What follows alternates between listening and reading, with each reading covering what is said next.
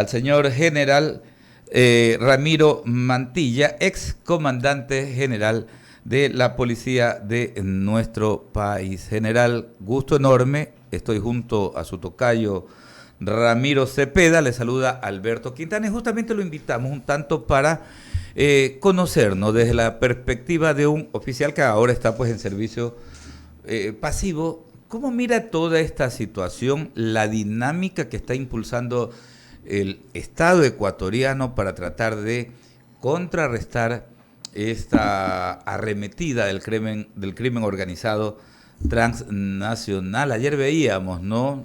Expresábamos nuestras condolencias más temprano a los familiares de los dos policías que fueron asesinados acá en La Troncal. Realmente pues estamos ante eso, nosotros lo ponemos como lo debemos de poner muy frontalmente, es una verdadera arremetida. ¿Cómo ve el proceso en cambio que busca dar respuesta a aquello? Bienvenido, buenos días. El dispositivo para poderlo escuchar, a ver, general. Ahí, buen día. Ahí buen sí, día. Adelante, buen día. Un saludo cordial, Ramiro, Alberto, y a todos los que nos escuchan. Bueno, sigue siendo preocupante la situación de inseguridad que vivimos. Yo diría, en relación a las semanas anteriores, existe ya dentro del gobierno nacional una estrategia, yo diría, más focalizada. Se ha focalizado los esfuerzos en Esmeraldas, principalmente después de la matanza en el puerto pesquero, y adicionando que ya hay los recursos, diría yo, ya al menos creo que son como 5.000 fusiles para las Fuerzas Armadas para que puedan enfrentar esta amenaza de estos grupos organizados delictivos.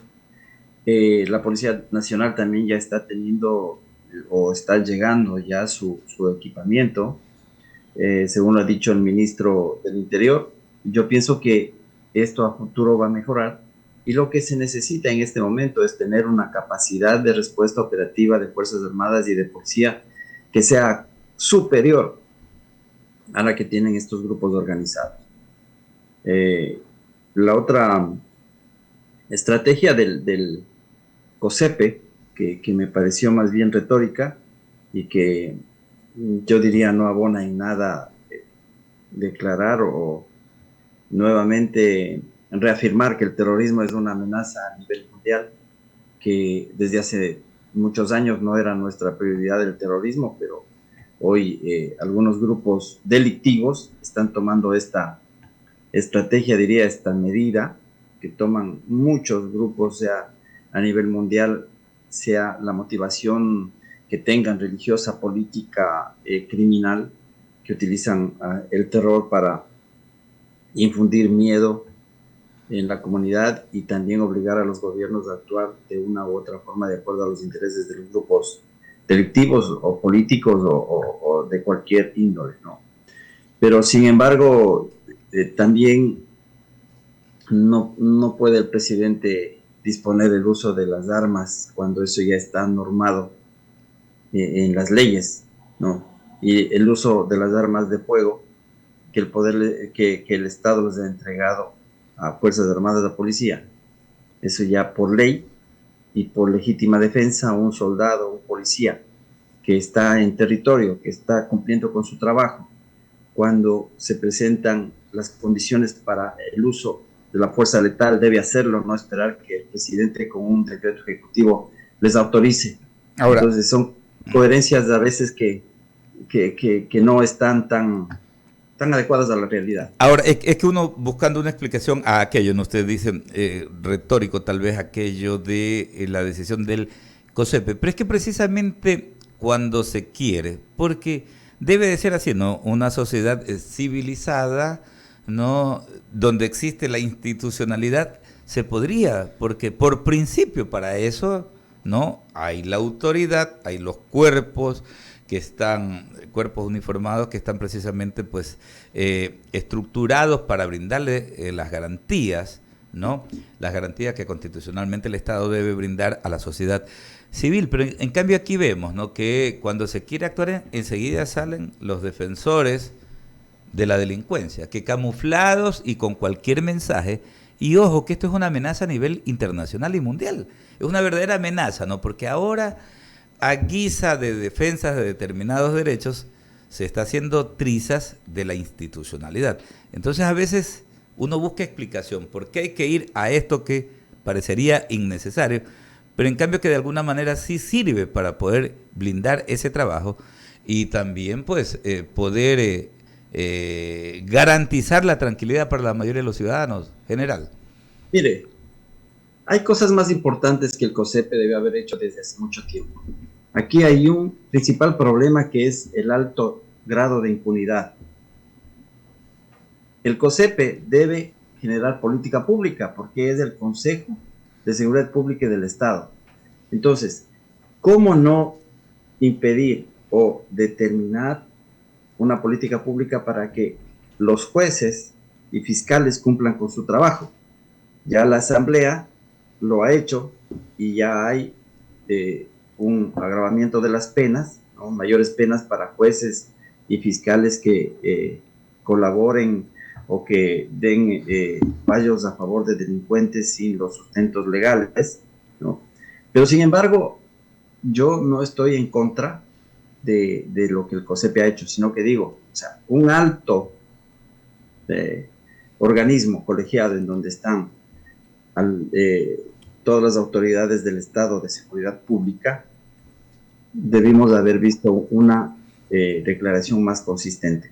Pero bueno, eso es, los grupos delictivos no se amedrentan por eso, pero sin embargo, si es que en algo abona para que las Fuerzas Armadas y Policía puedan sentirse más seguras en su accionar,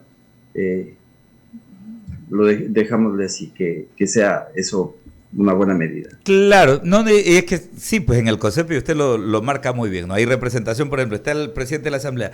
Es que cada quien tiene un rol, ¿no? En la sociedad. Entonces, los legisladores lo que tienen que legislar, preparar los marcos legales, etcétera, etcétera, ¿no?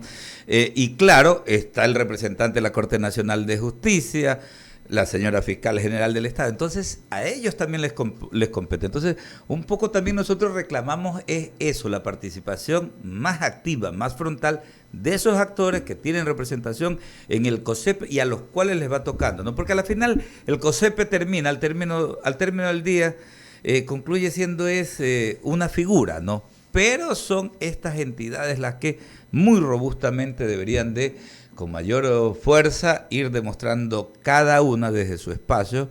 Y bueno, el COSEP en sí lo que debería es dar lineamientos claros como para que sepamos quién no está cumpliendo la tarea, ¿no? Así es, y lo que pasa es de que están trabajando cada uno por su lado, las instituciones hacen su mejor esfuerzo, pero no están trabajando en equipo, que eso es lo que está haciendo falta. Toda la estructura que tiene el Estado debe emplearse, sea la estructura de la fuerza, como es Policía, Fuerzas Armadas, la estructura legal que tiene para administrar justicia. Todos deben trabajar en equipo contra todas estas organizaciones delictivas. Entonces, ¿qué hacemos si es que únicamente la Policía Nacional y Fuerzas Armadas arrestan a los terroristas, a los delincuentes, y al siguiente día un juez los libera? O sea, ese es el punto débil de la lucha contra la delincuencia organizada. Así sean terroristas, no sean terroristas, sean solo delincuentes. Entonces, esa falencia es la que tienen que solucionar las máximas autoridades del Estado. No es posible que un juez de primer nivel tire abajo una sentencia de un tribunal penal. Entonces, todas esas falencias las deben solucionar. Y ahí la Corte Constitucional también tiene su función en solucionar ese problema que es de orden constitucional. Entonces, si todos vemos el problema desde diferentes ópticas, ¿no? Vamos a buscar una solución, ir cerrando esas vías en donde los abogados hábiles que ganan mucho dinero defendiendo a todas estas organizaciones las saben hacer muy bien. Entonces, inclusive la Asamblea ya modificó la ley y también hay penas para abogados que también colaboren con estas organizaciones delictivas. Entonces, hay muchas cosas que se han hecho y que a futuro va a cambiar el panorama del país. O sea, esto no se va a solucionar de la noche a la mañana, Así pero va a es. tomar un proceso. En eso estamos claros, pero tenemos que unirnos, ¿no? La gente de bien tiene que estar, y los representantes, sobre todo, de estos organismos del Estado deben de tener claridad para poder ir con una respuesta contundente, pero todos, ¿no? Porque a veces la gente se confunde, dice el Ejecutivo es Carondelet, el Estado es Carondelet, el Estado es el presidente de la República o el Ejecutivo, y no es así. O sea, ya hemos dicho al cansancio esto, ¿no? De que tenemos que Pero tener... Alberto, pero sí es importante los recursos. Ah, O claro. sea, el Sí. gobierno no ha dado los recursos. Y esto no es de este gobierno, es del anterior y son los 2 últimos años del Correcto. anterior. No, de O sea, acuerdo. ha Total. habido una desinversión en la policía, no se ha invertido. Entonces tenemos una policía en donde los patrulleros, ya no quiero redundar en eso, todos los días se ven en las noticias, en donde no hay los patrulleros, no hay el equipo de protección de la policía, en donde la policía tiene una 9 milímetros en contra de un fusil. De un AK-47. No, en eso estamos de acuerdo también. Hay una Entonces, deuda eso es, y también no haber eso es lo que trabajado hay que en ver, seguridad, ¿cierto? ¿no? Sí. Hay que ver eso, porque sin recursos podemos hacer maravillas en el papel, el plan de seguridad y todo, pero sin recursos no se puede lograr nada. Claro, y hay que invertir en inteligencia, perdón, yo decía seguridad, en inteligencia a lo largo del tiempo. Permítame que Ramiro Cepeda tiene otras inquietudes. Estamos conversando con el ex comandante general de la Policía Nacional, Ramiro Mantilla.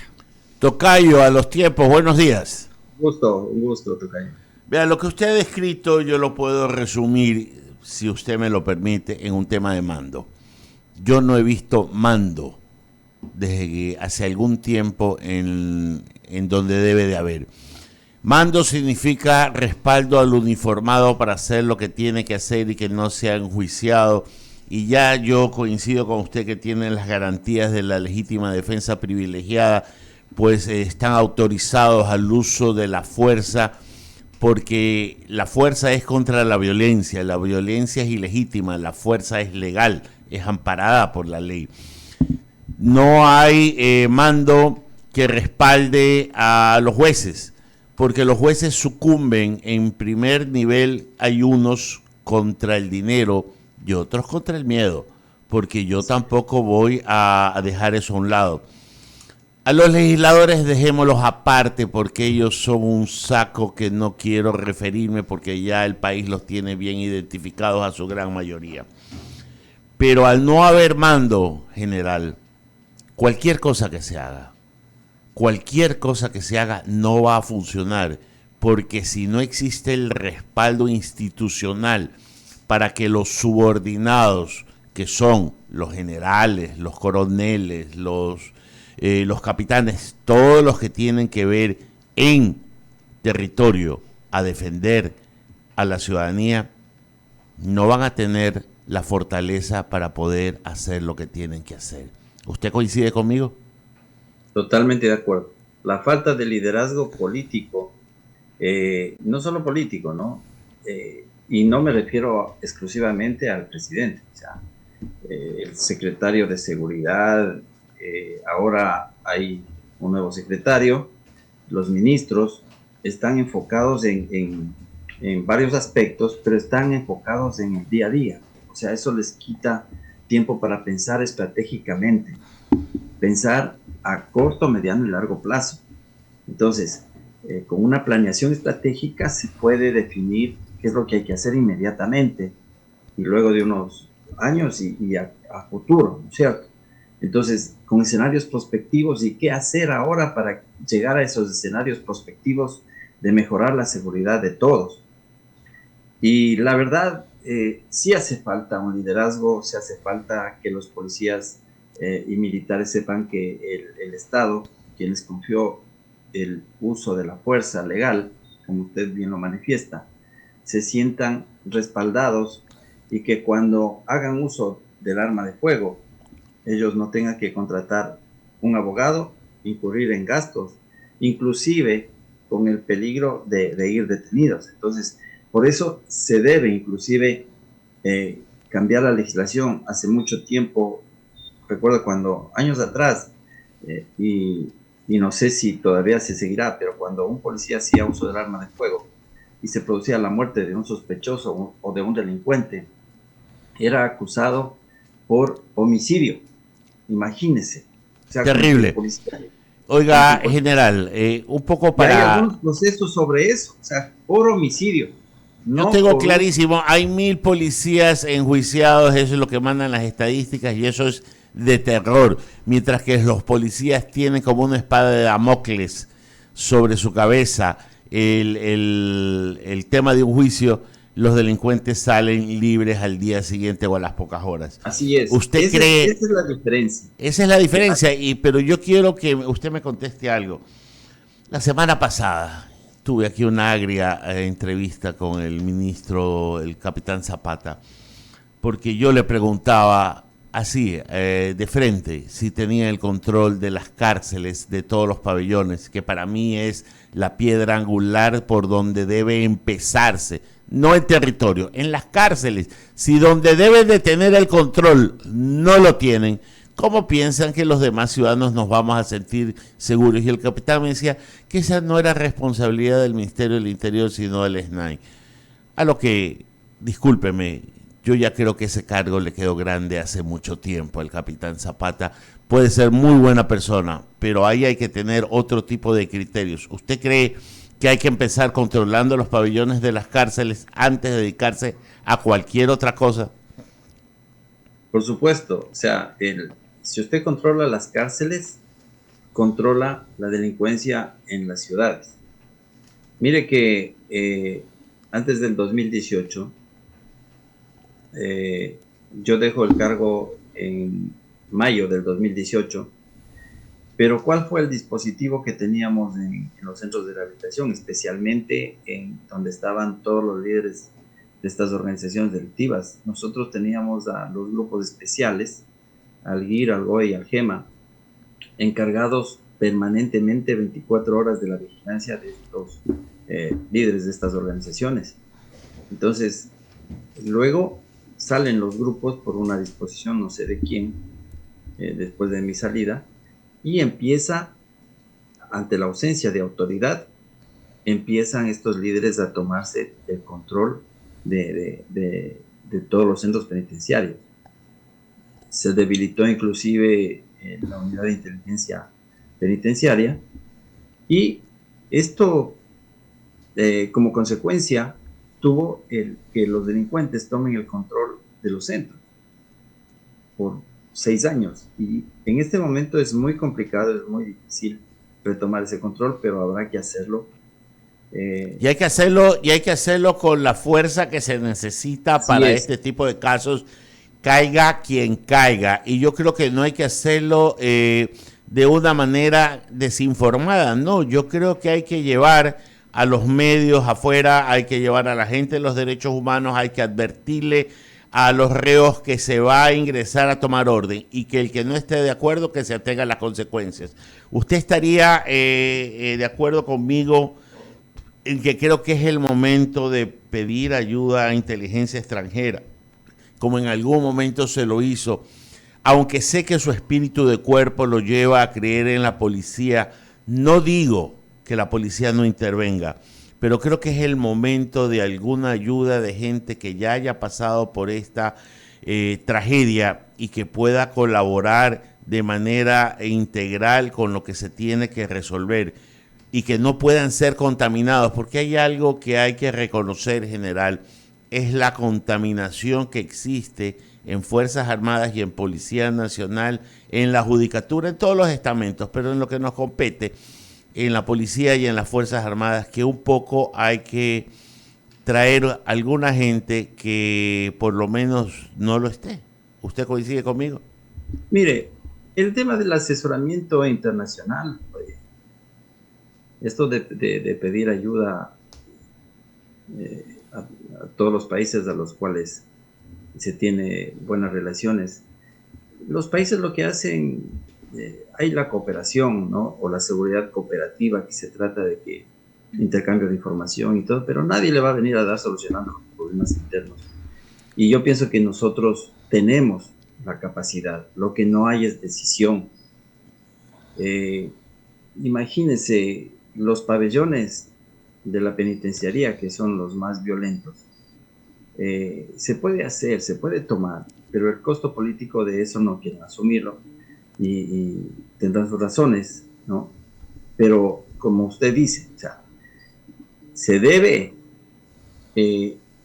dirigirse a estos líderes de las organizaciones y advertirles que se va a tomar el control y que si quieren ellos adecuarse al nuevo modelo de gestión en donde el Estado va a regir, ¿no?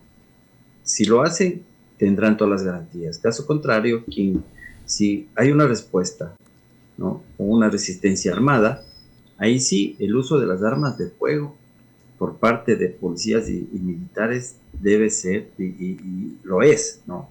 General, y la última pregunta que le hago, yo conversaba con un colega suyo también en servicio pasivo, de quien me precio de ser su amigo, que el entrenamiento que reciben ustedes es deficiente y que él tenía que en su momento a su propio costo ir a polígonos, gastar en sus propias balas para mantenerse siempre con la puntería adecuada, con el entrenamiento adecuado, salía a trotar todos los días, mantenerse en estado físico. Él ya se encuentra en el servicio pasivo, pero esta falencia que adolece la Policía Nacional, sea por lo que sea, falta de entrenamiento, los pone también en desventaja, pues si están mal entrenados o deficientemente entrenados y la dotación que tienen también es deficiente comparativamente hablando con la delincuencia, ya son 2 desventajas más el mando, 3, en que el resultado es el que vemos. Bueno, la verdad es de que no hay tiempo para entrenamientos, ¿no es cierto? O sea, el tiempo del policía, del que está en la calle, es muy complicado, está muy ocupado con todo lo que debe hacer, pero sin embargo existen las capacitaciones continuas. La Policía Nacional tiene un sistema de capacitación continua, pero en el tema de polígono, de prácticas en polígono, sí es una deficiencia, como habíamos dicho, primero por los recursos, ¿no? Pero con mucha satisfacción ya escuché al ministro que venían una buena cantidad de municiones para las prácticas de polígono, pero también el otro tema es de cuidarse cada policía en su entrenamiento, ¿no? En un entrenamiento físico, si usted no está bien físicamente, seguro no va a tener energía y resistencia para perseguir a un delincuente, para sortear tantos obstáculos que hay en el día a día del policía. Pero sin embargo, la Policía Nacional lo que sí tiene son buenas unidades especiales de inteligencia antinarcóticos, de inteligencia policial, de investigación, y también tiene buenos grupos de operaciones especiales, es decir, contra la delincuencia organizada. Solo basta escuchar las noticias que ustedes todos los días dan, cuántos detenidos líderes de estas organizaciones delictivas han sido puestos a órdenes de las autoridades, pero como siempre digo, o sea, la falencia y el hueco, diría yo, o el lugar por donde están saliendo los delincuentes es la administración de justicia. Y ahí es donde todos los esfuerzos deben ir hacia allá para cerrar esa puerta, esa vía de escape de los delincuentes que ahora se creen intocables y que pueden salir al siguiente día después de haber hecho sus crímenes y todos los delitos que comete. Tocayo, agradecerle por habernos aceptado esta entrevista a esta hora de la mañana. Siempre es un gusto conversar con usted y lo comprometemos. Gracias. Para cuando venga por Guayaquil nos acompañe de manera presencial. Que tenga un buen día, General Mantilla. Perfecto, gracias. Abrimos el espacio a las menciones publicitarias para decir que Isabel te ofrece los mejores lomitos enteros de atún en aceite girasol, la manera más saludable y deliciosa de expresar tu amor. Atún Isabel, tu forma de querer, disponible en todos los supermercados y tiendas a nivel nacional.